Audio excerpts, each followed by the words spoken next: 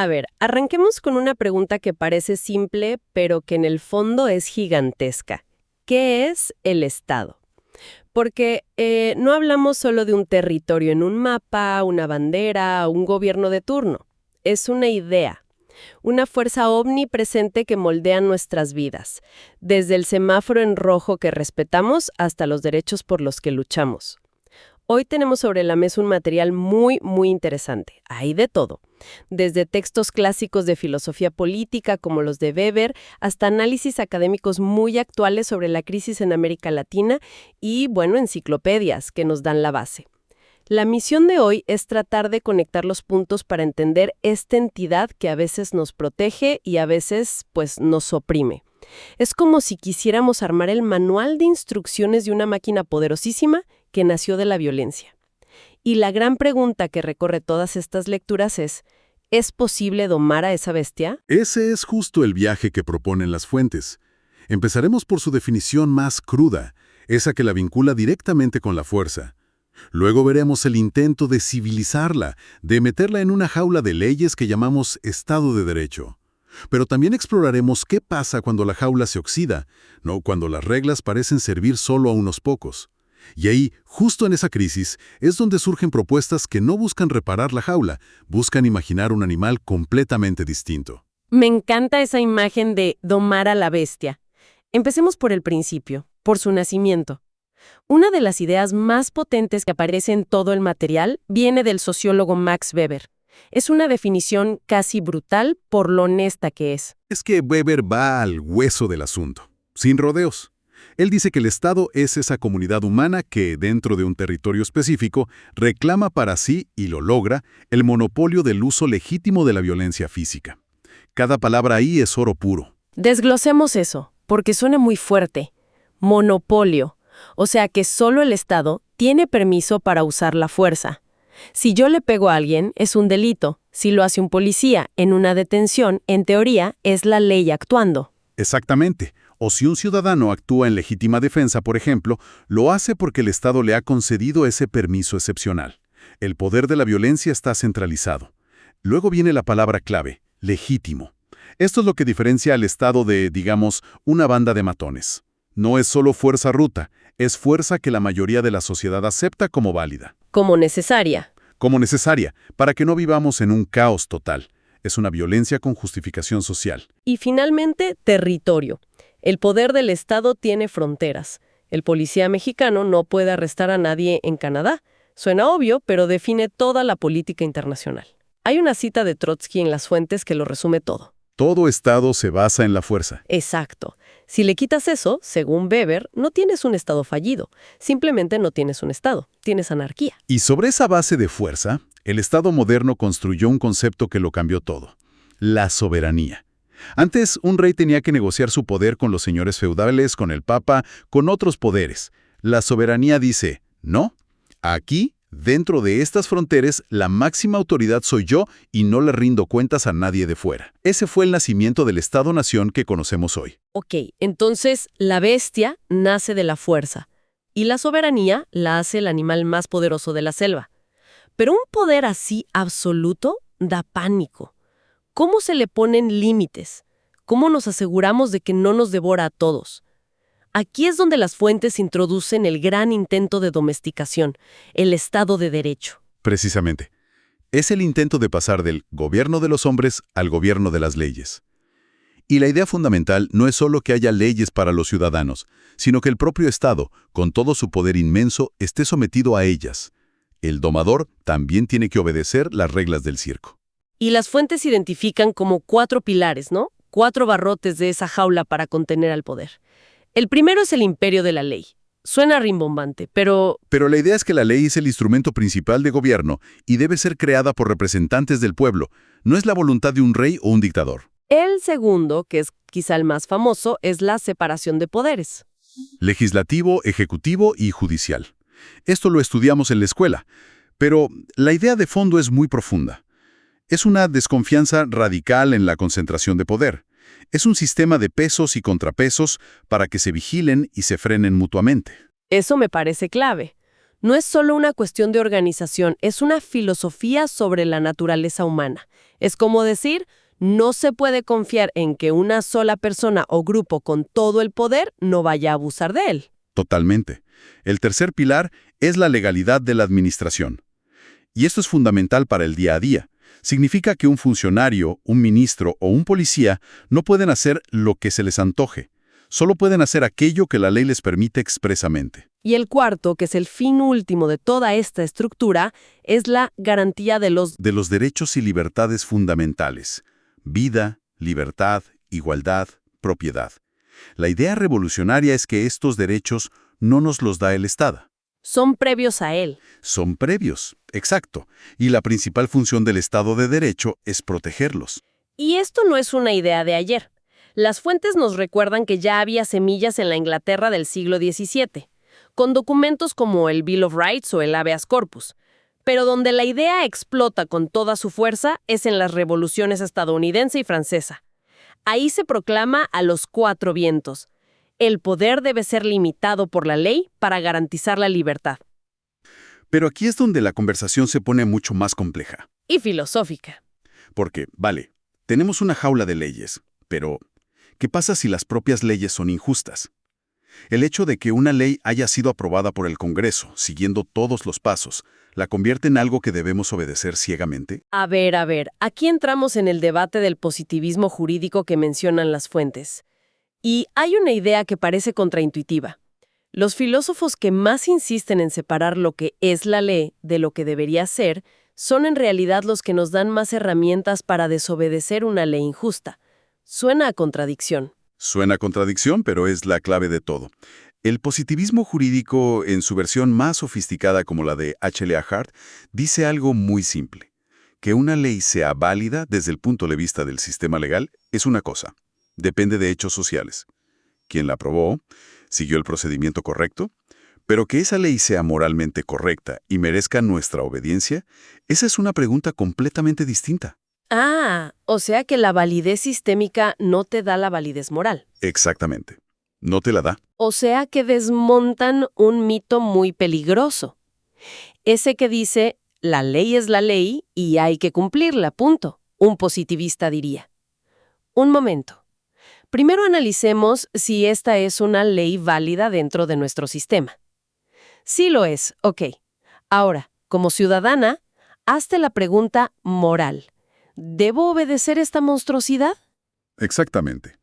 Hart, que es citado en el material, argumenta que es un error tremendo pensar que la etiqueta de ley válida resuelve la cuestión de la obediencia. De hecho, dice que separar las dos cosas nos permite ver el problema moral con más claridad. Podemos decir, sí, esta ley es formalmente perfecta, cumple todos los requisitos, pero es tan perversa que mi deber como ser humano es resistirme a ella.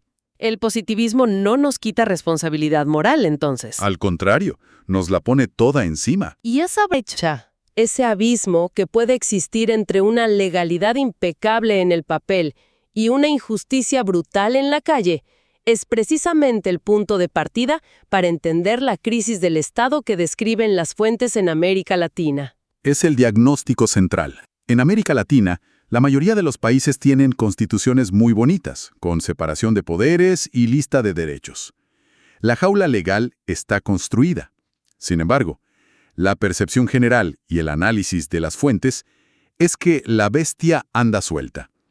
Se habla de una crisis estructural del Estado. Para explicarla, las fuentes usan unos conceptos muy potentes.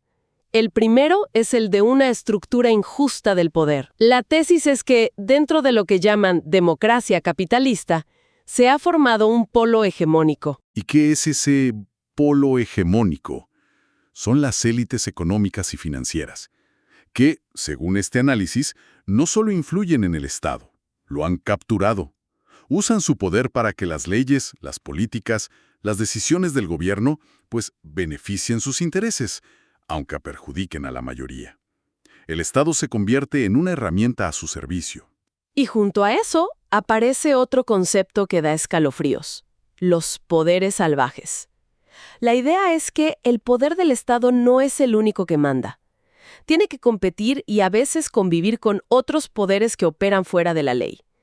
como el crimen organizado, las grandes corporaciones transnacionales. O grupos corruptos instalados en la propia política. Pensemos en lo que significa eso para una persona de a pie.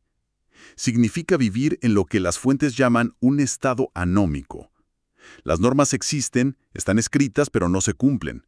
La ley del Estado no es la única ley que rige tu vida. También está la ley del narco en tu barrio o la ley de la empresa que contamina el río sin consecuencias. El monopolio de la fuerza del que hablaba Weber. Se ha roto en 1000 pedazos. Ahora, para que un sistema así se sostenga, no basta con la fuerza o la corrupción. Aquí es donde entra en juego la idea de hegemonía, que toman del pensador Antonio Gramsci. ¿Cómo funciona eso? La hegemonía es el arte de hacer que la dominación parezca algo natural, incluso deseable. Es persuasión. El polo hegemónico no dice, hacemos esto para ganar más dinero. No. Utiliza lo que una fuente llama aparatos ideológicos, la familia, las iglesias, el sistema educativo, los grandes medios, para construir un sentido común. Claro, y de repente, los intereses de esa élite se presentan como si fueran el interés nacional, o el bien común, la razón de Estado, ideas como hay que sacrificar derechos para atraer inversión, o la seguridad es más importante que la libertad. Se vuelven el pan de cada día, algo que ya ni se cuestiona. Y las fuentes señalan que esta situación se agravó con las reformas neoliberales de los 80s y 90, impulsadas por organismos como el FMI o el Banco Mundial y resumidas en el Consenso de Washington. Y con el discurso de la modernización y la gobernabilidad, se impulsaron privatizaciones, recortes en servicios públicos. Según este análisis, el resultado fue un Estado con menos capacidad para proteger a sus ciudadanos y un sector privado, ese polo hegemónico, con mucho más poder. El panorama es bastante desolador. Tienes un Estado capturado, poderes salvajes campando a sus anchas y una hegemonía que te convence de que las cosas son así. Frente a esto, uno esperaría una respuesta desde la academia, desde la política tradicional, pero las fuentes nos llevan a un lugar inesperado, a las luchas de los pueblos originarios. Es que es una propuesta que no busca reformar, busca refundar. Se le llama constitucionalismo indígena, o de una forma más retadora, alterconstitucionalismo, y la palabra clave es ruptura. No es una simple actualización de las leyes para incluir a los indígenas, no. Es un cuestionamiento a las bases mismas del Estado-nación occidental. Ok, eso suena enorme, casi utópico. ¿Cómo se supone que funciona en la práctica? Porque pasar de reconocer a varias naciones dentro de un Estado a gobernar un país parece un salto gigantesco. No es una receta para el conflicto. La propuesta es compleja, sin duda. Se basa en 2 pilares. La plurinacionalidad, que es aceptar que dentro de un Estado como Bolivia o Ecuador no hay una sola nación, sino varias. La aymara, la quechua, la guaraní. Además de la mestiza. Cada una con su propia cultura, historia y formas de organización. Y la interculturalidad, que supongo es cómo se relacionan entre ellas. Cuestiona conceptos que para nosotros son sagrados. ¿Qué es desarrollo? ¿Es tener más minas a cielo abierto o es el buen vivir en armonía con la naturaleza? ¿Qué es la propiedad? ¿Es un título individual o un territorio comunitario? Entiendo. No se trata solo de darles un par de escaños más en el Parlamento. Se trata de cambiar las reglas del juego por completo. Subvertir lo que una de las fuentes llama el lenguaje ficticio del poder. Es el lenguaje que habla de igualdad y democracia mientras oculta la dominación. Exacto. El objetivo no es la inclusión en el sistema actual, es la transformación del sistema. Buscan crear lo que llaman una otra hegemonía, un nuevo sentido común que no esté basado en la competencia y la explotación, sino en el equilibrio entre sociedad, Estado y naturaleza. Y son muy conscientes de un peligro. ¿Cuál? El que llaman fetichismo de la Constitución. La creencia mágica de que por escribir una nueva Constitución, los problemas estructurales de poder se van a solucionar solos. Claro, es como pensar que si reescribes tus propósitos de año nuevo con una letra más bonita, esta vez sí vas a ir al gimnasio. El documento no cambia la realidad si no hay un cambio real en las relaciones de poder. Esa es la advertencia. La lucha no es solo por un nuevo texto legal, sino por una nueva práctica política, por desmantelar esa estructura injusta del poder de la que hablábamos. Es un proyecto a larguísimo plazo. Bueno, el recorrido ha sido intenso. Empezamos con la bestia del Estado naciendo de la fuerza bruta, vimos el intento de meterla en la jaula del derecho. Analizamos la delgada línea entre lo legal y lo justo y aterrizamos en la dura realidad de América Latina, donde la jaula parece rota y la bestia sirve a unos pocos.